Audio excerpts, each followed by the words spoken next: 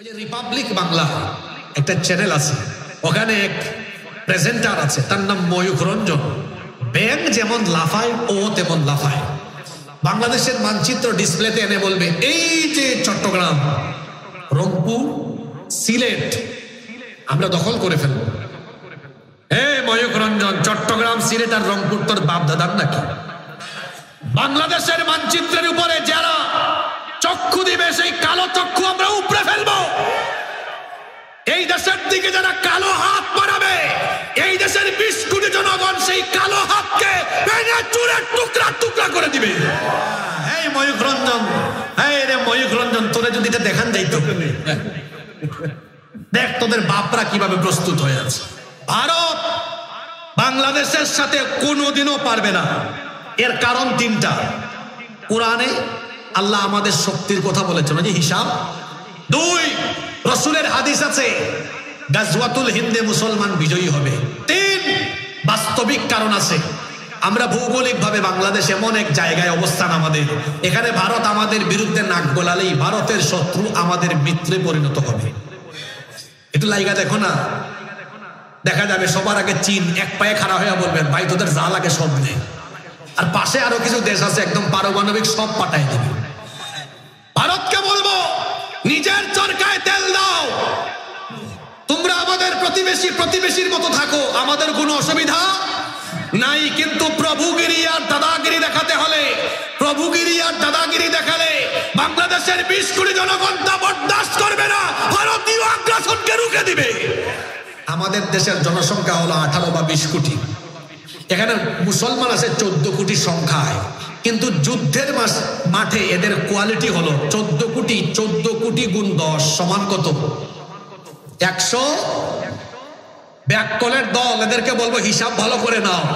14 কোটি গুণ 10 সমান কত? 140 কোটি। এখানে হিসাব শেষ না। তোমাদের জনসংখ্যা 130 কোটি, সেখানে 30 কোটি আমাদের ভাই, যারা বহুকাল ধরে নির্যাতিত। তো 30 কোটিকে গুণ করেন আরো 10 দিয়ে, হইল কত? 300 কোটি। ওই পারে 300, এই পারে 140 কোটি। মোট 440 কোটি যদি দুই দিক থেকে চাপ মারে, শিল পাটার মাঝখানে ঢুকলে যা হয়, পরিণতি তাই হবে। দুই দিক থেকে যদি 10 গুণ ইমান ইকুয়ালিটি নিয়ে দুই দিক থেকে দুই পারের মুসলমানরা উগ্রবাদীদেরকে চাপ মারে, এবলা থাবলা হয়ে যাবে। আল্লাহি তাকবীর, নারায়ে তাকবীর, নারায়ে তাকবীর। মনোযোগ আছে তো? শোনেন, বাংলাদেশের ভবিষ্যৎ খুব ভালো ইনশাআল্লাহ। এখন পাশের দেশ থেকে উগ্রবাদীদের জ্বালাপুরা আরম্ভ হয়েছে। দেখেন নাই আপনারা, 5 আগস্টের পর থেকে এখন পর্যন্ত এই বাংলাদেশকে অস্থিতিশীল করার জন্য, বাংলাদেশে বিশৃঙ্খলা পরিস্থিতি সৃষ্টি করার জন্য তারা উঠে পড়ে লেগেছে। ভারতীয় আধিপত্যবাদ বাংলাদেশে প্রতিষ্ঠা করার জন্য, পুনরায় প্রতিষ্ঠা করার জন্য তারা বহু রকমের চেষ্টা করছে। আমরা সতর্ক করছি, এই দেশে আর কোনোদিন ভারতীয় আধিপত্যবাদ কায়েম করতে দেওয়া হবে না, হবে না, হবে না। আপনারা জানেন, 5ই আগস্টের পর থেকে আমাদের পাশের দেশের মিডিয়ায় আমাদের বাংলাদেশের বিরুদ্ধে এক নাগারে মিথ্যাচার, এক নাগারে আমাদের বিরুদ্ধে বিষেধাগার ছড়ানো হয়েছে। কি বলা হচ্ছে? বলা হচ্ছে বাংলাদেশে নাকি জঙ্গিবাদ কায়েম হয়ে গিয়েছে। এখানে হিন্দু এবং সংখ্যালঘু অমুসলিম যারা আছে তাদের ঘর বাড়ি জ্বালায়া পুরায় নাকি শেষ করে দেওয়া হচ্ছে। কথাটা সত্য না মিথ্যা? জোরে বলেন। বরং বাস্তব চিত্র হলো, বাংলাদেশে অমুসলিমরা জামায়াতরে আছে, থাকবেও ইনশাআল্লাহ। আমরা বলি কি, মায়ের চেয়ে মাসির দরদ। ওরা বলে বাংলাদেশে জঙ্গিবাদের উত্থান হয়েছে। আমি বলি কি, নিজের চরকায় তেল দাও। আমাদেরকে জঙ্গি বলার আগে আয়নায় বারবার নিজেদের চেহারা তোমরা দেখো। কারণ এই গুজরাটের কসাই আরএসএস এর গুন্ডা, গুজরাটের কসাই নরেন্দ্র মোদী তার কর্তৃত্ববাদী, তার উগ্রবাদী লোকদেরকে দিয়ে তারা হায়দ্রাবাদে, সিকিমে, গুজরাটে, তারপরে কাশ্মীরে যে বর্বরতা চালিয়েছে, দিয়েছে। আমাদেরকে সন্ত্রাসী বলার আগে আয়নায় নিজের চেহারা বারবার দেখো। আমরা এই বাংলাদেশে কোন অমুসলিমদের উপাসনালয় দখল কোনোদিন করি নাই, করব না। ইসলাম আমাদেরকে এই শিক্ষা দেয়, এই শিক্ষা দেয় না। কিন্তু আমাদেরকে যে জঙ্গি বলো, সন্ত্রাসী বলো, আয়নায় কি নিজেদের চেহারা দেখেছো? তোমরা তো সেই অসভ্য, সেই জঙ্গি, সেই উগ্রবাদী। তোমরা আমাদের শত শত বছরের ঐতিহ্য, আমাদের বাবরি মসজিদ দখল করে রাম মন্দির বানিয়ে পৃথিবীর 200 কোটি মুসলমানদের কলিজায় আগুন ধরাইয়া দিয়েছো। বাংলাদেশে কি আমরা কোনো মন্দির দখল করেছি? না, কোনোদিন করব। আমাদের দিন কি আমাদেরকে এটা শেখায়? বরং আল্লাহ আমাদেরকে শিখিয়েছেন অমুসলিমদের সাথে ভালো আচরণ করো, তাদের উপরে ন্যায় বিচার করো, জুলুম করো না। এমনকি কোরআনে আল্লাহ বলেছেন অমুসলিমদের উপাস্যকে গালি দিও না। তুমি যদি তাদের দেবতাকে, উপাস্যকে গালি দাও, তারাও তো তোমার আল্লাহকে গালি দিতে পারে। সুবহানাল্লাহ, এত শান্তির কথা কোরআনে আছে। আল্লাহ আরো বলেছেন, নবী মুহাম্মদুর রাসূলুল্লাহ সাল্লাল্লাহু আলাইহি ওয়াসাল্লাম বলেছেন, কখনো কোনো অমুসলিমদের উপাসনালয়ে হামলা চালায়ও না। আমরা তো সেই শিক্ষায়, সেই দীক্ষায় দীক্ষিত মুসলমান। এজন্য তো আমার পূর্বপুরুষরা 750 বছর ভারতকে শাসন করেছেন। এই ভারতীয় উপমহাদেশে কোনোদিনও তারা অন্য ধর্মের, অন্য মতের মানুষদের উপরে জুলুম নির্যাতন চালায় নাই। আজকে 1947 থেকে এই 2025 কত বছর হয়? এই 72, 73, 74 বছর ধরে তারা ভারতবর্ষ শাসন করে। তারা কর্তৃত্ববাদের ফলে, কর্তৃত্ববাদ কায়েম করে সেই দেশের সংখ্যালঘু যারা মুসলমান, তাদের উপর জুলুম নির্যাতনের স্টেপ রোলার চালিয়েছে। আমার দেশে তারা তাদের একচ্ছত্র আধিপত্যবাদ কায়েম করেছিল। এখন যখন ছাত্র জনতা ঐক্যবদ্ধ হয়ে বাংলাদেশকে তাদের আধিপত্য থেকে মুক্ত করেছে, তাদের আধিপত্যবাদ থেকে মুক্ত করার পরে তাদের মাথা এখন খারাপ হয়ে গিয়েছে। তাদের মিডিয়ায় মিথ্যাচার ছড়াতে ছড়াতে এখন একেবারে হুমকি। কি হুমকি দেওয়া হয়? বলে বাংলাদেশে কিছু অঞ্চল তারা দখল করে নিবে। আপনারা ঘুমাই গেছেন না? আছে। আমি যে কথাগুলো বলতেছি বানায়া বলতেছি না, সত্য বলতেছি। ওই যে রিপাবলিক বাংলা একটা চ্যানেল আছে, ওখানে এক প্রেজেন্টার আছে, তার নাম ময়ূখ রঞ্জন। ব্যাং যেমন লাফায় ও তেমন লাফায়। বাংলাদেশের মানচিত্র ডিসপ্লেতে এনে বলবে, এই যে চট্টগ্রাম, রংপুর, সিলেট আমরা দখল করে ফেলবো। ময়ূখ রঞ্জন, চট্টগ্রাম, সিলেট আর রংপুর তোর বাপ দাদার নাকি? বাংলাদেশের মানচিত্রের উপরে যারা চক্ষু দিবে, সেই কালো চক্ষু আমরা উপড়ে ফেলবো। এই দেশের দিকে যারা কালো হাত বাড়াবে, এই দেশের 20 কোটি জনগণ সেই কালো হাতকে ভেঙে চুরে টুকরা টুকরা করে দিবে। সিলেট নিয়ে কথা বলেছে। আমার বাড়ি তো সিলেটে, আপনারা জানেন, জানেন না? সিলেটিদেরকে যারা চিনেন তো ভালো কথা, না চিনলে নতুন করে চিনায় দিয়ে যায়। আমরা হযরত শাহজালাল রহমতুল্লাহ আলাইহির রুহানি সন্তান। তিনি 360 জন আউলিয়া নিয়ে সুরমা নদীর উপর দিয়ে সিলেটে ঢুকেছেন। আল্লাহর ওলি সিলেটে ঢুকার সময় সুরমা নদীর নৌকা টুকা কিছুই নাই, যায় নামাজ বিছায়া। আল্লাহর ওলির কারামত দেখেন, যায় নামাজ বিছায়া সুরমা নদী পাড়ে দিয়ে সিলেটে ঢুকেছেন। আল্লাহু আকবার। তারপরে গৌর গোবিন্দকে সিলেট থেকে উৎখাত করে দিয়েছেন। গৌর গোবিন্দর উত্তরসূরিরা যদি সিলেটের দিকে হাত বাড়ায়, শাহজালালের উত্তরসূরিরা সেই কালো হাত ভেঙে চুরে টুকরা টুকরা করে দিবে। সাতক্ষীরার মানুষ গিয়ে সহযোগিতা করবে। তা আমাদের সিলেটে মানুষ আঞ্চলিক ভাষায় বড় মজা করেও বলছে, শান্তিপ্রিয় মানুষ বলতেছে, আও বা ইয়া হামাও, হামানির বাদে বুঝবায় বাদাম দেব। বুঝছেন আপনারা?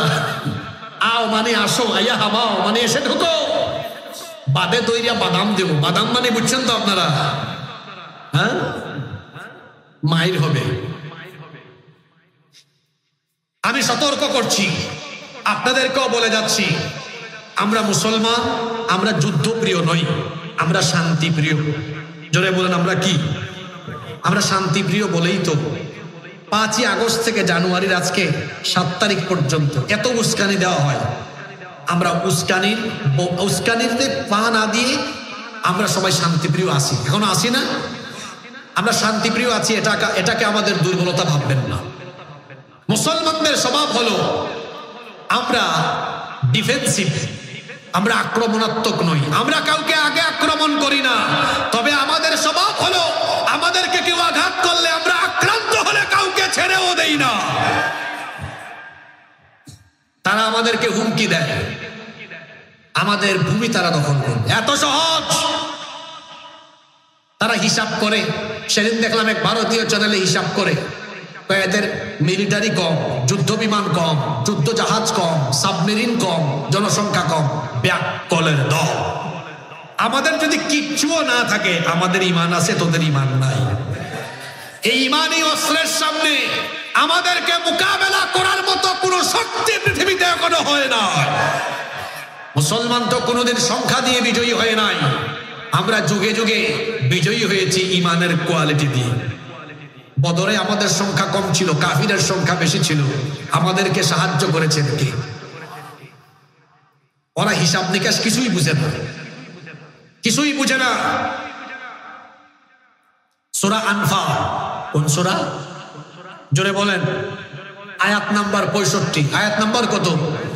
আল্লাহ আয়াতে বলছেন, ইয়াকুম মিনকুম 20 সাবিরুনা ইয়াগলিবু মিআতাইন। শুনতেছেন আপনারা?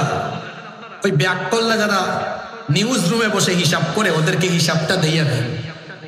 ওরা যদি আমার এই হিসাব শুনে রাখি ইন্টারনেটে, তো ভালো। দেখ ব্যাককলার দল, হিসাব আমাদের কোরআনে আল্লাহ দিয়েছেন।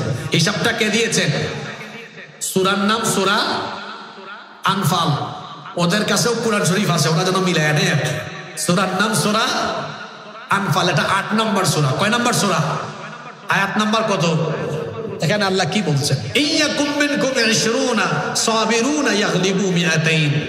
যদি ইমানের উপরে দৃঢ় থাকা ইমানদারের সংখ্যা হয় 20 জন, এই 20 জন 200 জনকে পরাজিত করে দিবে।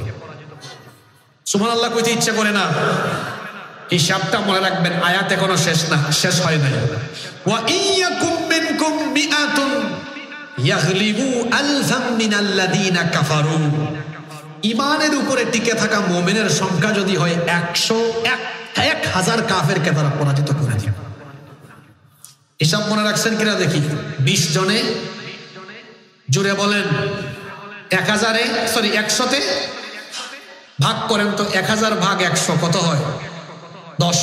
1000 ভাগ 100 কত হয়? আর 200 ভাগ 20 কত হয়? 10 কত হয়? ভাগফল কত? তার মানে যুদ্ধের সময় একজন মুমিন সংখ্যায় একজন হলেও কোয়ালিটিতে 10 গুণ শক্তি দেখে 10 জন কাফিরকে হারায় দেয়। সুবহানাল্লাহ। এই সময় এই শক্তিটা দান করেন কে? আপনারা দেখেন নাই খায়বারের যুদ্ধে হযরত আলী রাদিয়াল্লাহু আনহু, আল্লাহর নবী বললেন, আজকে আল্লাহ আলীর হাতে খায়বারের বিজয় দান করবেন। সুবহানাল্লাহ পড়বেন না? হযরত আলী রাদিয়াল্লাহু আনহু সেই দিন এক হাতে তলোয়ার, আরেক হাতে খায়বারের একটা লোহার কপাট, বিরাট এক কপাট বুঝেন তো? দরজা আর কি, দরজা। এক হাতে দরজা, এটা আলগায়া একদম কাফিরদেরকে সাইজের উপর সাইজ করেছে। যুদ্ধ যখন শেষ হয়েছে, সবাই যখন শুনলো আলী রাদিয়াল্লাহু আনহু হাতে কপাট নিয়ে কাফিরদেরকে সাইজ করেছেন, সাহাবীরা বলেন, আলী এত বড় কপাট তো একজন তোলা যায় না, এটা তুমি তুলছো কেমনে? কয়েকজন লাগে তুলতে। আমি পারি তো। তিনি যখন এটা তোলার জন্য হাত দিলেন, এখন আর জোরে বলেন, এখন আর তিনি শরম পেয়ে গেলেন। আল্লাহ রাসূল বলেন, আলী লজ্জা পেও না, কাফিরদেরকে সাইজ করার জন্য যুদ্ধের টাইমে আল্লাহই তোমার গায়ে এত শক্তি ঢেলে দিয়েছিলেন। সুবহানাল্লাহ। জুলাই আগস্টে আমার দেশের ছাত্রদের হাতে কোনো অস্ত্র ছিল? জোরে বলেন, ছিল? আপনারা একটা ভিডিও দেখেছেন ফেসবুকে, পুলিশ বলতেছে, স্যার একটারে মারি 4টা দাঁড়িয়ে যায়, ভয় পায় না। একজনের হাতে অস্ত্র শস্ত্র ছিল না, কিন্তু আমার মনে হয় মুসলিম যুবকদের বুকে বুক ভরা ইমানের তেজ নিয়ে দাঁড়িয়েছিল বলে অস্ত্র শস্ত্র দিয়েও এই ইমানদার যুবককে মোকাবেলা করা যায় না। এবার আসেন হিসাবে। আল্লাহ হিসাবটা দিয়েছেন, তাইলে যুদ্ধের সময় মুসলমানরা কয় গুণ শক্তিশালী হয়? জোরে বলেন, কয় গুণ? আমাদের দেশের জনসংখ্যা হলো 18 বা 20 কোটি। এখানে মুসলমান আছে 14 কোটি সংখ্যায়, কিন্তু যুদ্ধের মাঠে এদের কোয়ালিটি হলো 14 কোটি গুণ 10 সমান কত? 100 ব্যাককলের দল, এদেরকে বলবো হিসাব ভালো করে নাও। 14 কোটি গুণ 10 সমান কত? 140 কোটি। এখানে হিসাব শেষ না, তোমাদের জনসংখ্যা 130 কোটি, সেখানে 30 কোটি আমাদের ভাই, যারা বহুকাল ধরে নির্যাতিত। তো 30 কোটিকে গুণ করেন আরো 10 দিয়ে, হইল কত? 300 কোটি। ওই পারে 300, এই পারে 140 কোটি, মোট 440 কোটি। যদি দুই দিক থেকে চাপ মারে, শিল পাটার মাঝখানে ঢুকলে যা হয়, পরিণতি তাই হবে। দুই দিক থেকে যদি 10 গুণ ইমানি কোয়ালিটি নিয়ে দুই দিক থেকে দুই পারের মুসলমানরা উগ্রবাদীদেরকে চাপ মারে, এবলা থাবলা হয়ে যাবে। শুধু কি তাই? এখানে আরেকটা হাদিস আছে যেটা নবীজি 1500 বছর আগে আপনাদেরকে শুনিয়ে গিয়েছেন, সেটা কি বলবো? এই হাদিসটা নাসাই ইবনে মাজাহ শরীফে এসেছে। আল্লাহর নবী বলেছেন, ইসাবাতানি মিন উম্মতি আহরাজাহুমাল্লাহু মিনান নার। আমার উম্মতের দুইটা দলকে আল্লাহ তাআলা জাহান্নাম থেকে মুক্তি দিয়েছেন। সুবহানাল্লাহ। এদের জন্য জাহান্নাম মাফ, এদেরকে আল্লাহ জান্নাত দিবেন। সুবহানাল্লাহ পড়েন। কয়টা দল? এই দুই দলে থাকতে চান তো? একটা দল হলো, রাসূল বলছেন, ইসাবাতুন তাগজুল হিন্দ, যারা হিন্দুস্তানের বিরুদ্ধে লড়াই করবে, যুদ্ধ করবে। হিন্দুস্তানের বিরুদ্ধে যুদ্ধে অংশ নেওয়া প্রত্যেকটা মুসলমানকে আল্লাহ জাহান্নাম থেকে বাঁচিয়ে দিবেন। কাদের বিরুদ্ধে?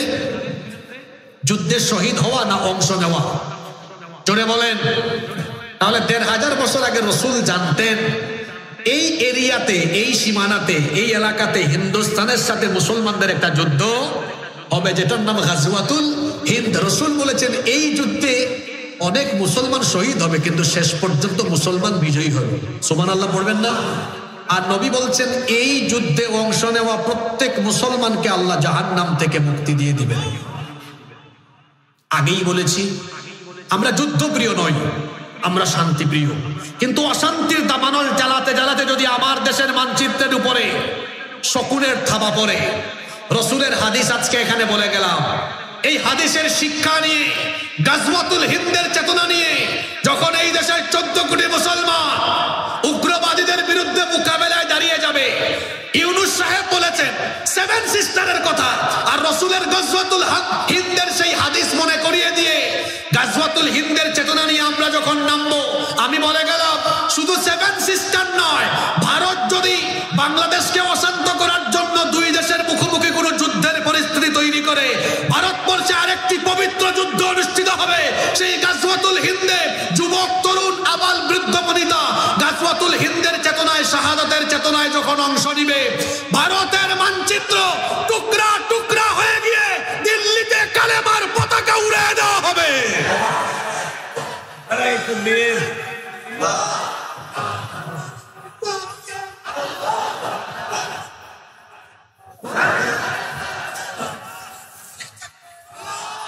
যাদের ইমানের ব্যাটারি ফিউজ হয়ে গিয়েছিল, ব্যাটারির চার্জ চলে গিয়েছিল, এখন কি চার্জ লুট হয়েছে?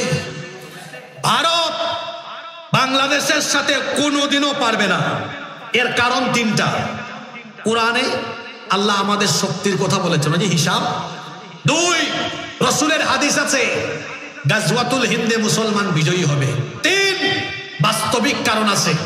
আমরা ভৌগোলিকভাবে বাংলাদেশ এমন এক জায়গায় অবস্থান আমাদের, এখানে ভারত আমাদের বিরুদ্ধে নাক গলালেই ভারতের শত্রু আমাদের মিত্রে পরিণত হবে।